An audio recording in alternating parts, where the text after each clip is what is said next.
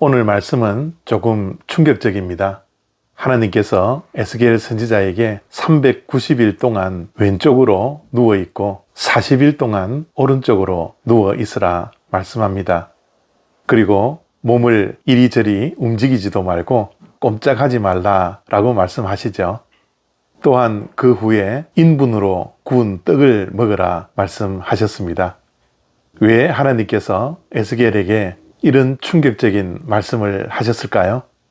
왜 하나님께서는 왜 이러한 극단적인 방법으로 하나님의 뜻을 이스라엘 백성들에게 전하려고 했습니까?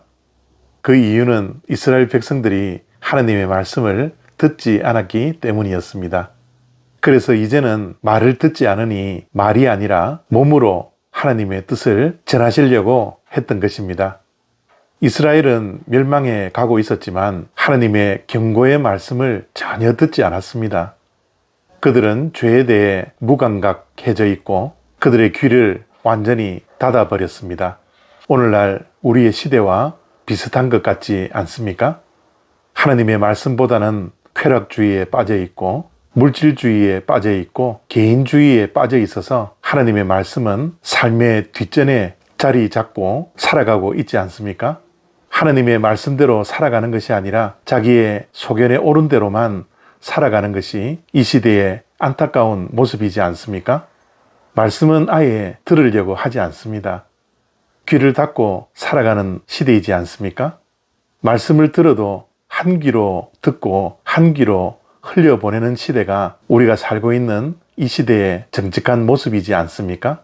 말씀을 듣지만 말씀대로 살지 않는 시대에 우리가 살고 있습니다. 하나님은 그래서 지금도 극단적인 방법으로 말씀하시는 경우가 있죠. 우리가 하나님의 말씀을 듣지 않으니 하나님은 몸으로도 말씀하십니다. 때로는 기이한 사건으로, 때로는 고난을 통하여서 하나님의 다양한 방법으로 몸으로 말하실 때가 많이 있습니다. 워낙 우리가 말을 듣지 않으니 하나님께서는 그러한 극단적인 방법을 가지고 하나님의 뜻을 전하기를 원하시는 것이죠. 지금 우리의 삶에, 가정에, 교회에, 이 사회에 하나님께서 몸으로 전하시는 메시지가 있지 않습니까? 하나님의 말씀을 들어야 합니다. 하나님의 말씀을 정말 가까이 해야 합니다. 하나님의 말씀을 듣고 깨닫고 말씀대로 살려고 몸부림쳐야 합니다.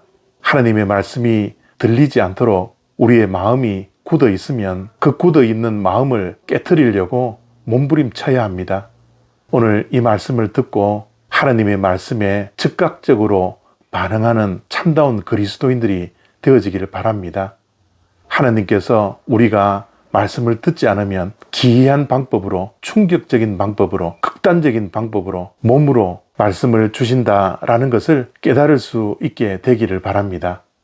오늘도 에스겔 선지자에게 말씀을 듣지 않던 이스라엘 백성들에게 몸으로 기이한 방법으로 충격적으로 하나님의 뜻을 전했던 것처럼 우리가 사는 이 시대에 몸으로 하는 극단적인 방법보다는 하나님께서 말씀을 주실 때 귀 기울여 하나님의 말씀을 들을 수 있는 저와 여러분 다 되시기를 바랍니다.